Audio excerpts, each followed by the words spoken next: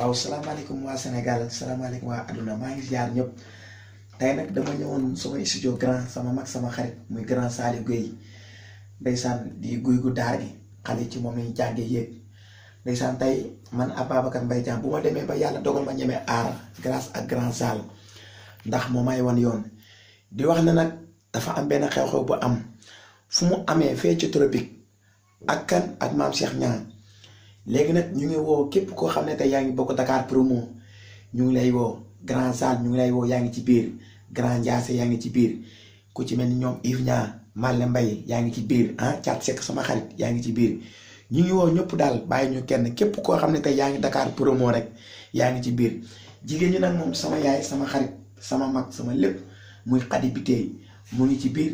Khady Diouf Ngoyane sama mag ji mu ngi ci biir bàyyi ñu kenn Petit La borom Mbour waaw Kiné Diagne waaw yàq yaay Baba Diagne bàyyi ñu kenn daal grand Ndiasse waaw bis bi moom